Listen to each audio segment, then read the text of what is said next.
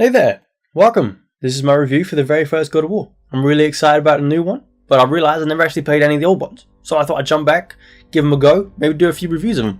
So I hope you enjoy it. Athena! The main plot of God of War is revenge. You play as Kratos, an infamous Spartan on a quest to destroy Ares, the god of war, for a betrayal that is slowly unravelled throughout the course of the game. Kratos also seeks counsel from Athena, the goddess of wisdom, on how he, a mortal, can kill Ares, a god. The relationship between Kratos and Athena is mutually beneficial, as during the game, Ares and his armies are destroying Athens, Athena's city. And if Kratos completes his impossible task, Athena will rid him of the memories that have tormented him for the last 10 years. Foul beast! I will send you back to the depths of Hades! God of War has you hacking and slashing a whole bunch of mythological beasts all across ancient Greece. From Athens to the Temple of Pandora, God of War offers a variety of locales which helps to keep the colour palette refreshing. Although, Athens does start to feel a bit samey at times. Some interiors make for awesome scenery with golds and rich reds, and there's a sewer section that even throws some green in there as well. But eventually, you have to go down this hallway and it looks exactly the same as this hallway you was in 5 minutes ago. It all starts to feel really similar towards the end of the section. But as soon as the second act kicks in, this problem is thrown right out the window. Every other moment in God of War feels like a cinematic set piece, even despite its age. Wandering through the desert, navigating a temple of legend and completing the trials of the gods really helps to put you in Kratos' shoes. Should I say sandals? I'm sorry. You won't be traversing these vistas in silence either. The soundtrack is filled to the brim with music that helps to amplify each and every one of the grand moments throughout the game, and makes every battle feel even more intense.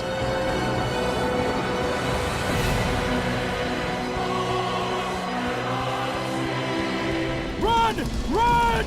The beasts have taken Athens!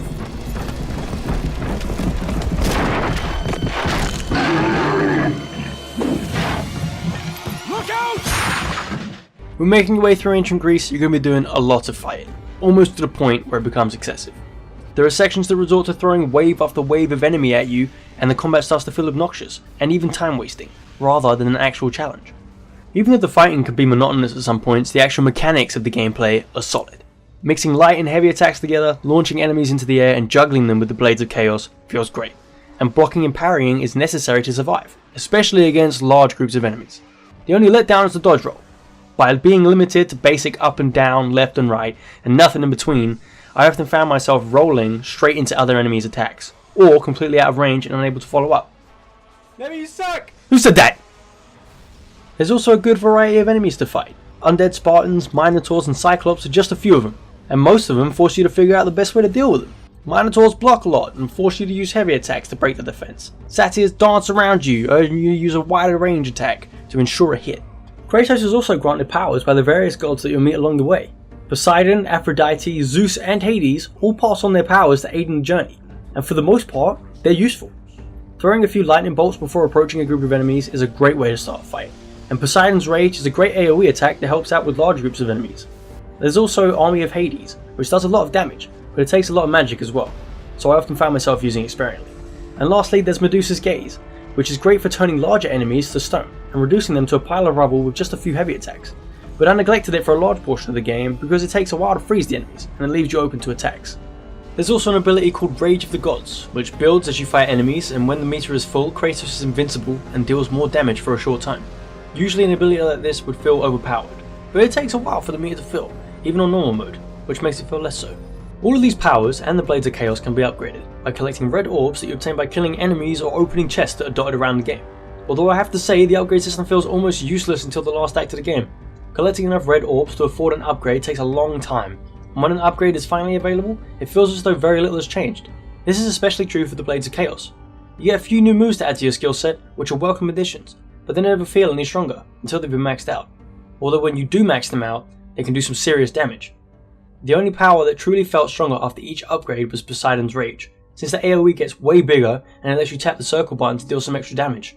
The final portion of the combat mechanics to consider are the quick time events, and I have to say, going into this game I was a little bit worried, since that's all people say this game is. But I have to say, I don't mind them. If anything, they serve as a cool finisher, but they're not just a cool finisher as well. Using your QTE to finish off a Minotaur will grant you extra health, or using them to finish off Gorgons provides extra magic. The only downside to them is that there isn't enough variation in the animations of them, and they start to feel pretty old pretty quick. Trying to ram your Blades of Chaos down a Minotaur's throat is actually pretty cool the first few times, but after that, All I see is Kratos trying to take a massive dump on his chest. Another sizable portion of God of War is puzzle solving and platforming, and for the most part the puzzles are fun. The platforming is not so much fun.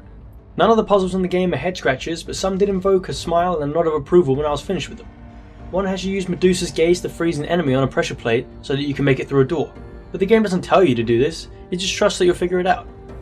Platforming, on the other hand, suffers. There's nothing wrong with the actual act of jumping and climbing, but the game uses a fixed camera because the right stick is used to roll, which provides for some great cinematic moments but can make some platforming sections a real nightmare. To explain some of these anecdotes, I'm going to have to talk about some minor spoilers, so if you prefer not to know, you've been warned. Later in the game you arrive in Hades, more commonly known as Hell, and it features all the most infuriating moments of the game. The one I'm going to be talking about involves these things. For the most part, they're not so bad, but at some points the game has you moving towards the camera, making it incredibly difficult to see what's next.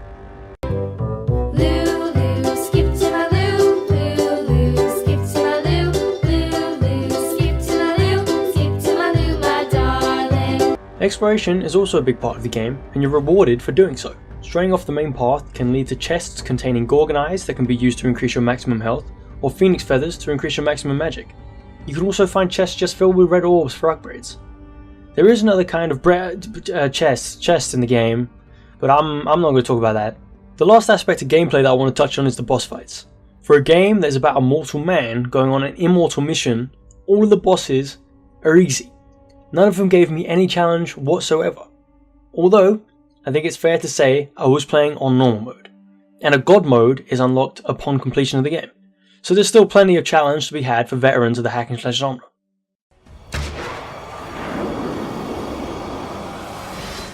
Now that I've finally finished talking about the gameplay, I want to talk about the game's story. I'm going to go full spoilers from here on out, so you've been warned again. The story of the game was the biggest driving force for me personally. To cut a long story short, Kratos wants to kill Ares, because he pledged his soul to him in a time of desperation, and later down the line, Ares forces Kratos to kill his family in the hopes that it would turn him into the ultimate warrior. And then, on top of all that, the ashes of his family are grafted to his skin. Kratos' motivation is pretty standard, but what I think is the real driving force is the quest that follows as a result. To kill Ares, Kratos needs Pandora's box, and to get that, he has to find the Temple of Pandora. And when you actually find the temple, it's on the back of Kronos the Titan. Kratos then climbs Kronos, and then you have to go through a bunch of trials to get the box. But when you finally get it, Ares knows instantly and spears him from across the map. Then you go to Hell and you have to climb your way out. And while I hated this section of the game, absolutely hated it, every now and then I just stopped to think about the idea of denying your own death, and then on top of that, climbing back out of your own damn grave, and just how awesome that sounds. Then Kratos finds Ares, opens up Pandora's box and turns into a giant, which I gotta admit is kinda lame, but then, during the fight, he removes the Blades of Chaos which are supposed to be bound to his skin. Kratos then picks up a sword that is meant to be a bridge and he kills Ares with it. There is no other way to describe that than extremely cool. God of War constantly tugs on your testosterone and drags you through the game with cinematic set pieces, violence, and all kinds of chests. It's the very definition of awesome. At the end, we get the only real attempt to humanize Kratos. Kratos finds out that his memories can't be erased because they're just too horrific, and not even the gods have that kind of power. So he decides to try and kill himself, to rid himself of the memory of his greatest failure forever. It's sad to see this man go through all of these impossible trials and tribulations only to try to kill himself, because the pain of losing his loved ones is all too much to bear.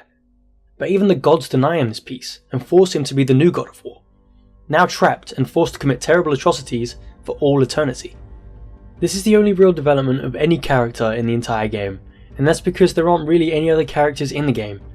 Only power providers and quest givers, which is fine considering it's about one man's personal quest for vengeance, but the performances from them is poor at best. Zeus is overly American and sounds out of place, however he is played by Colonel Campbell and I like Metal Gear Solid, so that's pretty cool. Aphrodite sounds completely disinterested and void of any emotion. The only good voice acting is from Kratos himself. Despite being loud and abrasive a lot of the time, he actually made me feel for this monster of a man. When all was said and done, I was surprised by God of War. I expected to have more fun with the gameplay and for the story to be average at best, but it was actually quite the opposite. The final moments of Kratos really helped to develop who he is. That's not to say the combat is bad though, because it is solid. but it becomes repetitive later in the game. The puzzles pleasantly surprised me, and having a fixed camera really made platforming sections a chore at some points. On the whole, I'm looking forward to seeing how this series develops with each game in the lead up to the new God of War, and I'm especially interested to see how Kratos develops, which I did not expect to be the case. Thanks for watching. I'll see you in the next one. Please.